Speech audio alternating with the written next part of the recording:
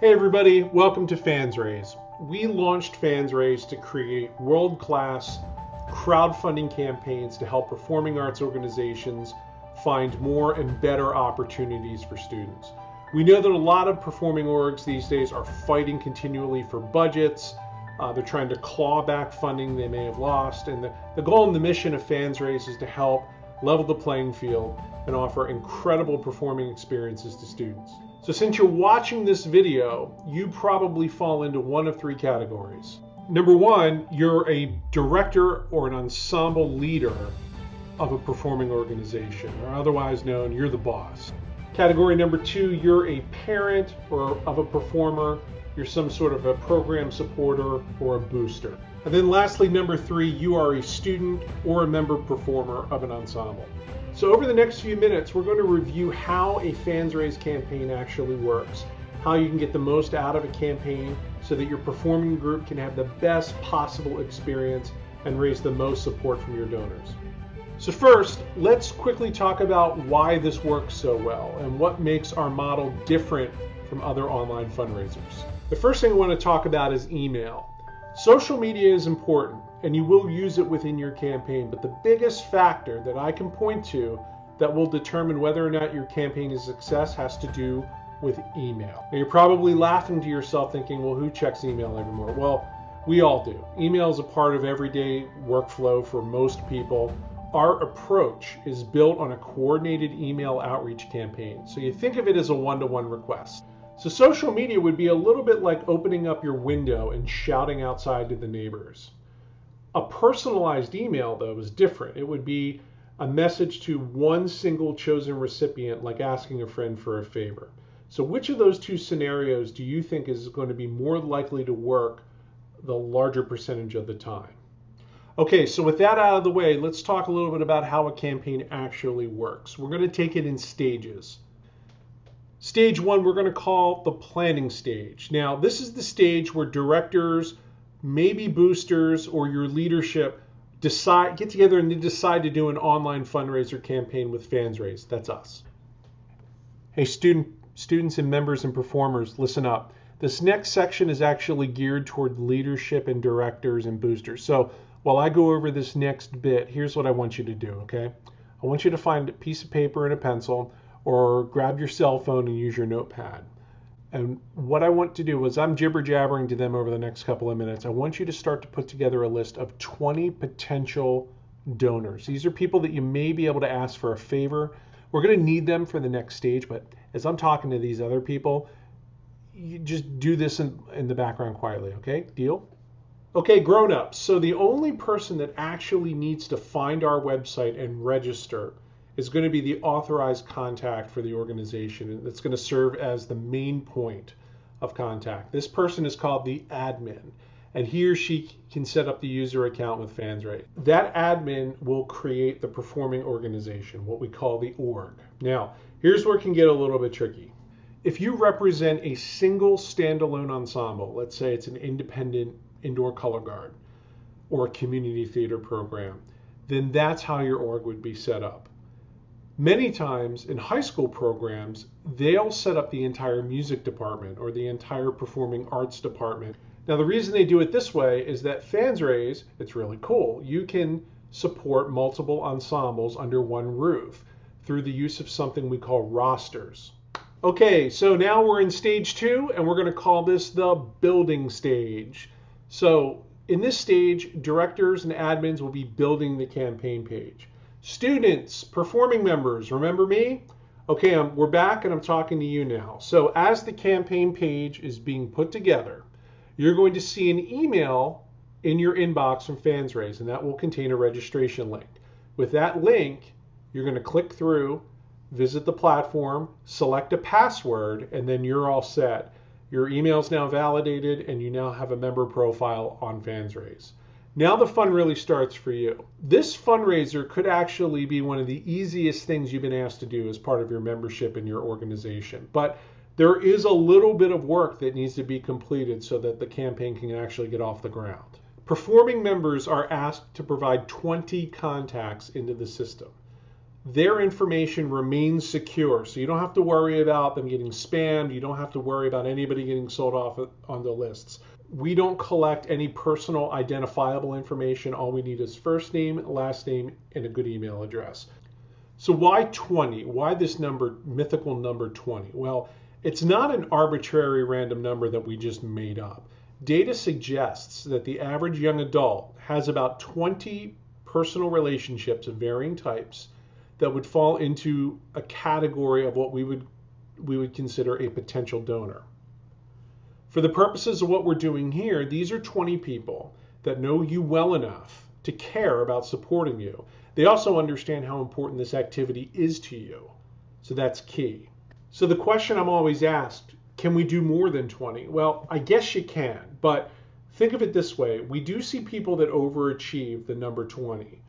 And they end up putting a lot of time and work into putting emails into the system for people that they don't really know too well, and they just end up wasting a lot of time. So that lady that cut your hair one time back in 2013, that Little League assistant coach that you had back in 2011 that constantly messed up your first name, I would skip them. I think you can do better than that. So your better bet is just to stick to 20. I cannot stress this enough. Your contact list is really important. The stronger your list is, the faster start your group's campaign will get off to. Think about ideas on how to grab contacts that nobody else can lay claim to. Think about extended family. Think about your parents and their work networks. Or better yet, think of contacts as actually chunks of groups of people. So think about people you know from church, or people you know from Boy Scouts or swim team. Each one of these sources is probably good for 5 or 6 contacts at a shot. It's also worth mentioning that your director and your administrators can see exactly how you and your section is performing. So there's definitely a measure of accountability here. You need to take the personal responsibility of this task seriously. Okay, so enough about that. Focus on your 20 contacts, get them into the platform. There's one more thing to do. And this is some secret ninja type skills that the groups that actually take this extra last step are the ones that crush their campaign. You're going to want to reach out to each one of these 20 contacts independently, not one blanket email or text or Facebook message. It's a special invitation to an exclusive online event that my group is holding. Just warm them up with a quick heads up. Your contact list is all set at this point and your campaign is ready to kick off. Admins and directors, here's an idea. See if you can grab student leaders like your drum majors, section leaders, captains, upperclassmen. See if you can get their help in contributing to your campaign page. Now, our online campaign wizard builds the page for you as you start to enter information, but I'm talking about things like photo contributions, maybe a short explainer video. All it takes is a little bit of scripting and pre-planning and a cell phone camera, and you can cook up a neat little video that'll really help put the creativity and the personalization into your campaign to really help tell the story through your students' eyes. So think about that. And on that topic, I want to just take a minute to talk a little bit about ownership. So as a former band director myself, and as I've been a part of lots of different youth activities, whether it's sports or musically based or performance based. Student performers, listen up. This is all about you. This is for you and your program. Booster parents, you're probably going to want to fight the urge to jump in and maybe take the project over for yourself. And we're definitely going to need your help with this, but try to remember that the personal ownership and the off the field or off stage responsibilities are a huge part of what makes these activities special for the kids. So if it's a younger group and maybe let's say you're with a middle school, high school type of thing, maybe some of your younger students need help, that's different. But okay, I'm off my soapbox now. Let's continue. Okay, now the finale. Finally, we're on to stage 3, and we're going to call this campaign execution. This is the stage where your campaign actually launches and gets started. Directors and administrators, now that each of your members have stepped up to the plate, they've delivered their 20 contacts, you're okay to now release and launch your campaign. So all that really has to happen here for members is that you ought to be sharing updates via social media. And primarily we're going to be using Facebook and Twitter for this. Now, I know there are lots of other social networks that are out there, probably many, many more that I'm not even aware of that you and your friends use for fun on hourly basis. But the donor money isn't there. It's on Facebook predominantly with your parents, your aunts and uncles, even your grandparents. So when you share your campaign, normally you're going to be prompted to share your campaign through a admin message. Either your administrator, your director, or possibly FansRaise directly will queue messages up for you to share. You're going to log into the platform in order to share those. Come across somebody sharing something on Facebook or Twitter and you go, oh yeah, that's pretty neat. I should share that too. You don't want to hit share there.